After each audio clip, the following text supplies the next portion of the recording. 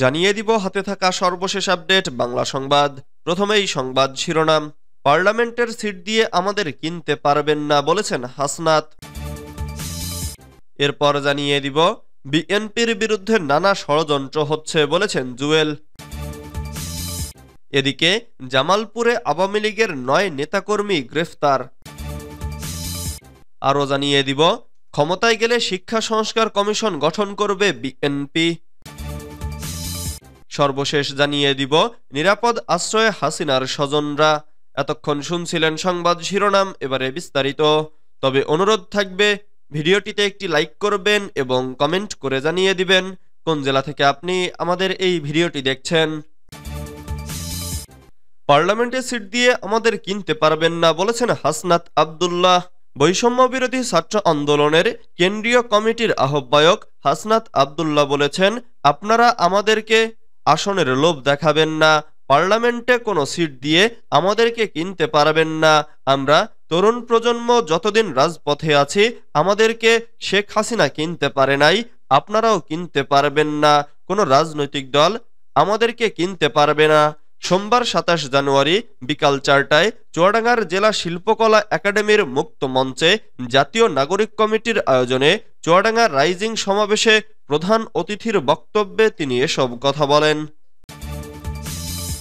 বিএনপির বিরুদ্ধে নানা ষড়যন্ত্র হচ্ছে বলেছেন জুয়েল। বাংলাদেশ এবং বাংলাদেশ জাতীয়তাবাদী দল বিএনপির বিরুদ্ধে দেশে এবং দেশের বাইরে থেকে নানা ষড়যন্ত্র করা হচ্ছে বলে অভিযোগ করে এ ব্যাপারে নেতাকর্মীদের সদা সজাগ সতর্ক থাকার আহ্বান জানিয়েছেন জাতীয়তাবাদী যুবদল ঢাকা মহানগর উত্তরের আহ্বায়ক শরীফুদ্দীন জুয়েল।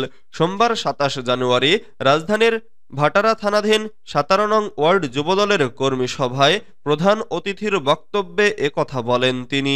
শরীফুদ্দীন জুয়েল বলেন, কর্মী সভা হচ্ছে মাঠ পর্যায়ের তৃণমূল নেতাকর্মীদের সঙ্গে মহানগর নেতাদের একটি সেতু বন্ধনের মাধ্যম।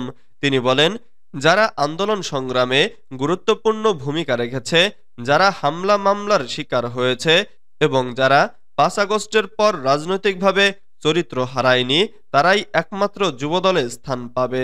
ঢাকা মহানগর উত্তর যুবদলের এ আহ্বায়ক বলেন, আমরা বিএনপির নেতাকর্মীরা বিগত ১৭ বছর মাফিয়া হাসিনা সরকারের দ্বারা অত্যাচারিত হয়েছি, মামলা হামলার শিকার হয়েছি, কিন্তু রাজপথ ছেড়ে দেইনি, ধৈর্য হারাইনি, হাসিনার পতন পর্যন্ত সর্বাত্মকভাবে মাঠে থেকেছি।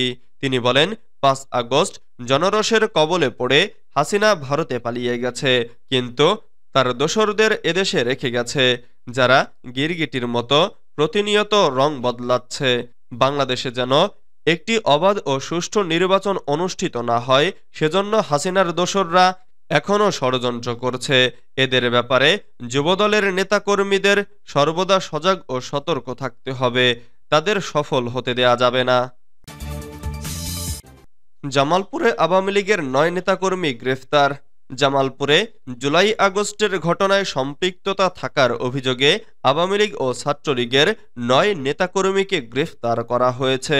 রোববার রাত থেকে সোমবার ২৭ জানুয়ারি সকাল পর্যন্ত এ গ্রেফতার অভিযান চালিয়ে শহরের বিভিন্ন এলাকা থেকে তাদের গ্রেফতার করে পুলিশ।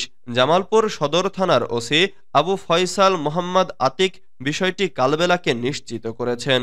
জামালপুর সদর থানার ওসি আবু ফয়সাল মোহাম্মদ আতিক কালবেলাকে জানান, গত শনিবার ঝটিকা মিছিলে অংশ নেওয়া সহ জুলাই আগস্টের ঘটনায় সম্পৃক্ত থাকার অভিযোগে তাদেরকে গ্রেফতার করা হয়েছে। সাগর ও রাসেল নামে আসামি থানা হাজতে না থাকার বিষয়ে জানতে চাইলে তিনি বলেন, ২ আসামির তথ্য ভুলে লেখা হয়ে থাকতে পারে।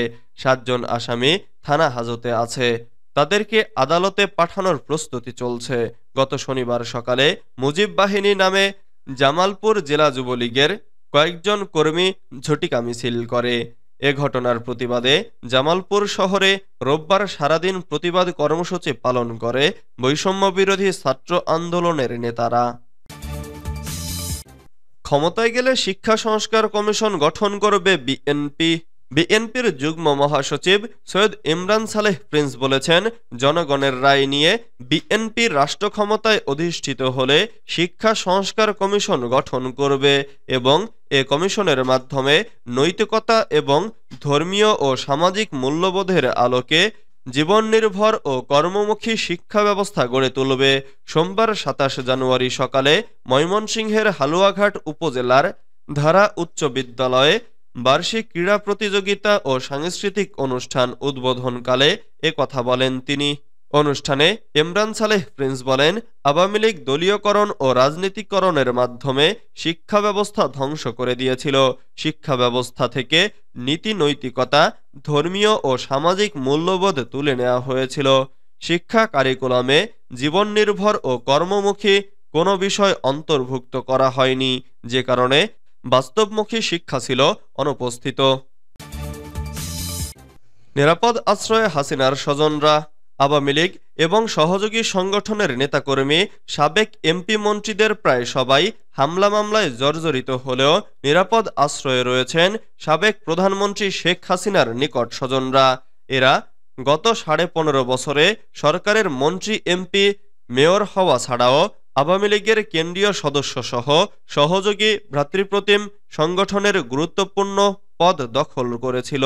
এর মধ্যে মন্ত্রী ও সমপদমর্যাদায় ছিলেন ৪ জন, এমপি হয়েছেন অন্তত ১০ জন, ২ সিটিতে মেয়র হয়েছেন ৩ জন, সহযোগী সংগঠনের প্রধান হয়েছেন ১ জন।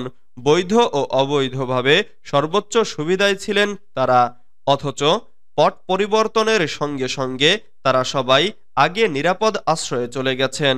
একমাত্র শেখ হাসিনা পরিবারের সদস্য আবু হাসান আবদুল্লাহর ছেলে মঈনুদ্দিন আবদুল্লাহ খোকা গ্রেফতার হয়েছেন। বাকিদের অবস্থান কেউ নিশ্চিত করতে পারছেন না। ৫ আগস্টের পর গ্রেফতারের চিত্রগুলো বিশ্লেষণ করে এমন তথ্য পাওয়া গেছে, এর আগে শেখ হাসিনা তার পরিবারের সদস্যদের তালিকা দিয়েছিল। তার বোন ও তাদের ছেলে মেয়ে ছাড়া কোনো আত্মীয় নেই বলে দাবি করেছিলেন।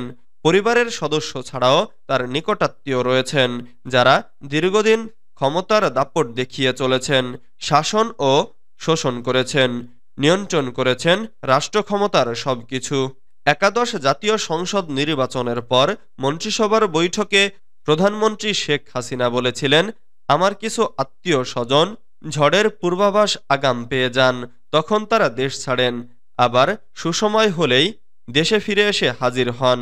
ওই বৈঠকে পার্বত্য চট্টগ্রাম বিষয়ক জাতীয় কমিটির আহ্বায়কের দায়িত্ব পাওয়া আবুল হাসনাত আবদুল্লাহ শেখ হাসিনার ডান পাশে বসেছিলেন। প্রধানমন্ত্রীর বক্তব্যকালে আবদুল্লাহকে চোখমুখে অসহায়ত্ব প্রকাশ করতে দেখা যায় বলে জানিয়েছিলেন আওয়ামী লীগের সাবেক নেতা ও সাবেক এক মন্ত্রী।